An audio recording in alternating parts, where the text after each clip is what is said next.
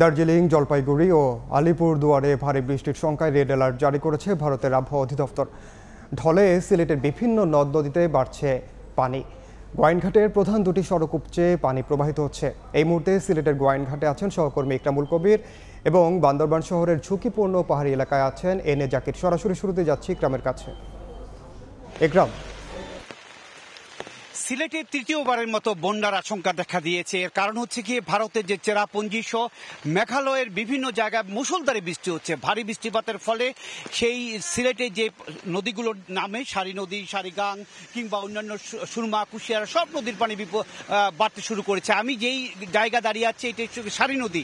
সারি নদী এই মুহূর্তে বিপদসীমার উপর দিয়ে প্রবাহিত হচ্ছে। এর ফলে গোয়াইনঘাট সহ এই এলাকার নির্মাণচর তলিয়ে গেছে। আপনারা দেখতে পাচ্ছেন যে এই নদীর দুই কুল পানিতে ডুবে গেছে এবং এই মুহূর্তে সুরমা নদীর পানি কানাইঘাটে প্রায় 85 সেন্টিমিটার উপর দিয়ে প্রবাহিত হচ্ছে এবং চেরাপুঞ্জিতে 313 মিলিমিটার বৃষ্টিপাত হয়েছে সকাল 6টা পর্যন্ত 24 ঘন্টায় এবং সিলেটে 104 মিলিমিটার বৃষ্টিপাত হয়েছে। এর ফলে সুরমা, কুশিয়ারা, সারিগাং, ডাউকি, পিয়াইন সহ সবকটা নদী পানি বিপদসীমার উপর দিয়ে প্রবাহিত হচ্ছে। এর কারণ হচ্ছে কি, এই নদীগুলো সব ভারত থেকে মেঘালয় এবং আসামের বিভিন্ন জায়গা থেকে নেমে আসছে এবং ভারতের মেঘালয়ে মুষলধারে বৃষ্টি হচ্ছে, অতি বৃষ্টি হচ্ছে। এর ফলে এই পানি নদ নদীর পানি বেড়ে যাচ্ছে এবং সিলেটেও বৃষ্টি হচ্ছে। কিছু সময় আগের থেকেও বৃষ্টি শুরু হয়েছে, 2:15 থেকে বৃষ্টি শুরু হয়েছে, এখনও বৃষ্টি হচ্ছে, থেমে থেমে বৃষ্টি হচ্ছে।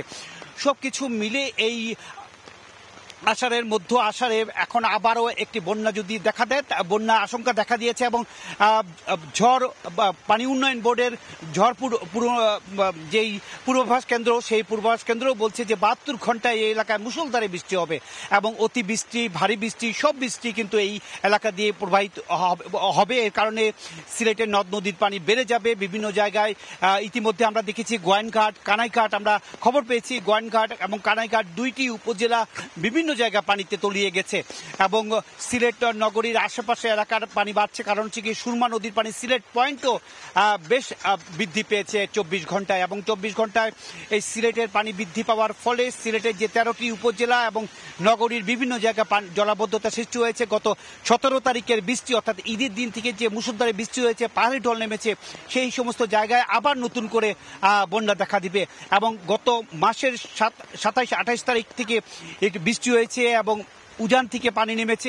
পরবর্তীতে দ্বিতীয়বার 17 তারিখ রাত্রে থেকে বৃষ্টি হয়েছে এবং এবার আবার বৃষ্টি হয়েছে। মোটামুটি বলা যায় তৃতীয়বার বন্যার আশঙ্কা দেখা দিয়েছে। আমাকে বিভিন্ন প্রশাসনে বলা হচ্ছে যে আশ্রয় কেন্দ্রগুলো নতুন করে আবার খোলা হয়েছে। মোটামুটি এই ছিল সিলেটে যে নতুন করে তৃতীয়বারের মতো বন্যা আশঙ্কা দেখা দিয়েছে তার খবর। এবার আমি যাচ্ছি বান্দরবনে, সেখানে রয়েছে আমাদের সহকর্মী জাকির। টানা বৃষ্টিপাত অব্যাহত থাকার কারণে পাহাড়ি জেলা, পার্বত্য জেলা বান্দরবানে দেখা দিয়েছে পাহাড় ধস ও বন্যার আশঙ্কা। মূলত গত 29 জুন থেকে এখনো পর্যন্ত কিন্তু ভারী বর্ষণ অব্যাহত রয়েছে, থেমে থেমে কিন্তু বৃষ্টিপাত হচ্ছে। এই কারণে পার্বত্য জেলা বান্দরবানের পাহাড়ের পাদদেশে যে মানুষগুলো বসবাস করছে তারা কিন্তু ঝুঁকির মধ্যে রয়েছে। বিশেষ করে শহরের ইসলামপুর, লাঙ্গিপাড়া, কালাঘাটা, বালাঘাটা, হাফেজগোনা সহ উপজেলার বিভিন্ন পাহাড়ের পাদদেশে বসবাস করছে প্রায় লক্ষাধিক মানুষ। তারা কিন্তু এই মুহূর্তে ঝুঁকির মধ্যে রয়েছে। কেননা একটি বিষয় জানিয়ে রাখি যে পাহাড়ি ভৌগোলিক অবস্থানগত কারণে, সমতল ভূমি না থাকার কারণে এখানকার বেশিরভাগ মধ্যবিত্ত, নিম্ন মধ্যবিত্ত আয়ের মানুষ কিন্তু পাহাড়ের পাদদেশে এবং পাহাড় কেটে তারা কিন্তু বাড়িঘর নির্মাণ করে সেখানে বসবাস করছে। তো প্রতি বছর বর্ষা মৌসুম আসলেই বৃষ্টিপাত অব্যাহত থাকলে কিন্তু এসব এলাকায় পাহাড় ধসের আশঙ্কা দেখা দেয় এবং প্রায় সময় কিন্তু পাহাড় ধসের কারণে প্রাণহানির ঘটনাও ঘটে। তো গত 29 জুনও কিন্তু নাইক্ষ্যংছড়িতে পাহাড় ধসের ঘটনায় একজন কৃষক মারা গিয়েছে। তো পার্বত্য জেলা বান্দরবানে এখন পর্যন্ত যে অবস্থা, যে বৃষ্টিপাত কিন্তু এখনো অব্যাহত রয়েছে। এই কারণে কিন্তু পাহাড়ের পাদদেশে যারা রয়েছে ঝুঁকির মধ্যে, তারা কিন্তু অনেকটাই ঝুঁকিতে রয়েছে বলা চলে। আমরা কথা বলেছিলাম জেলা প্রশাসনের সাথে, তিনি আমাদেরকে যেটি জানিয়েছেন যে পাহাড়ের পাদদেশে যারা ঝুঁকিতে বসবাস করছে তাদেরকে সরিয়ে নিতে কিন্তু প্রশাসন নানা উদ্যোগ নিয়েছে।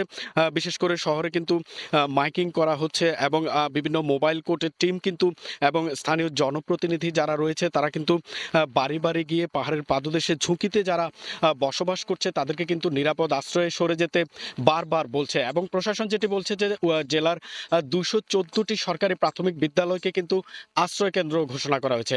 অন্যদিকে ভারী বর্ষণের কারণে কিন্তু সাঙ্গু ও মাতামুহুরী নদীর পানি বৃদ্ধি পাওয়ায় বন্যার আশঙ্কাও দেখা দিয়েছে। বৃষ্টিপাত অব্যাহত থাকলে কিন্তু বন্যাও দেখা দিতে পারে। তো এই ছিল আমার কাছে বান্দরবানের পাহাড় ধস ও বন্যার আশঙ্কা নিয়ে সবশেষ খবর। সরাসরি যুক্ত ছিলাম বান্দরবান এবং সিলেটে।